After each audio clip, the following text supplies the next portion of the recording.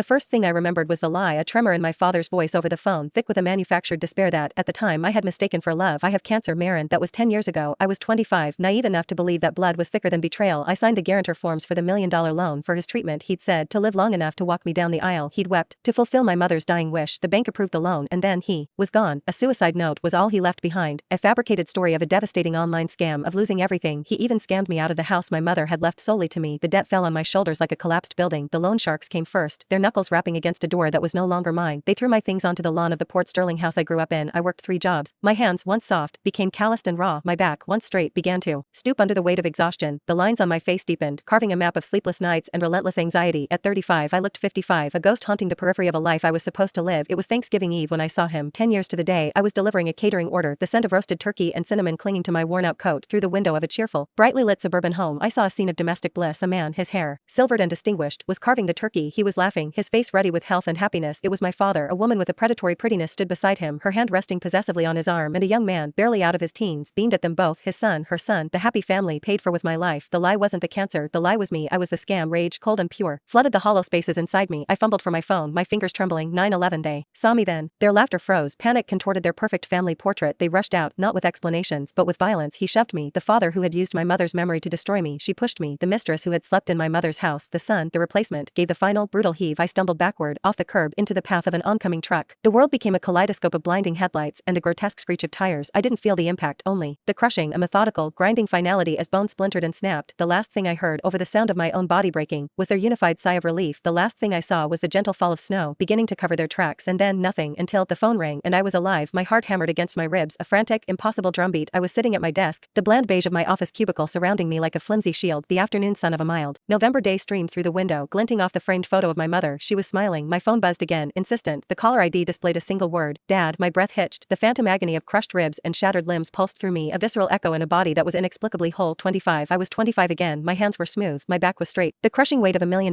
debt was a future nightmare, not a present reality. A second chance, not from heaven, but from sheer, impossible luck, and I wouldn't waste a single second of it. I answered the phone, my voice a carefully controlled, neutral tone. Marin. The voice was the same, that practiced tremor, that undercurrent of staged desperation. You need to come to the clinic, now. The lie, it was beginning. I have cancer, Marin. A cold, beautiful calm settled over me. Stay there, I said, my voice devoid of the panic he expected. I'm on my way, but I wasn't going to the clinic, not yet. I grabbed my bag, gave my boss a clipped excuse about a family emergency, and walked out into the crisp Oregon air. My first stop was home, the house my mother had fought to keep, the one she had explicitly willed to me. Its warm, familiar rooms were still mine. His things were still in the master bedroom, a temporary stain I intended to scrub out. I didn't waste time on sentiment. I went straight to the old roll-top desk in the study. Inside, beneath a stack of my mother's gardening journals, were the 2 documents that mattered: the property deed with my name on it and her last will and testament, notarized and ironclad. He had told me it was lost in a fire.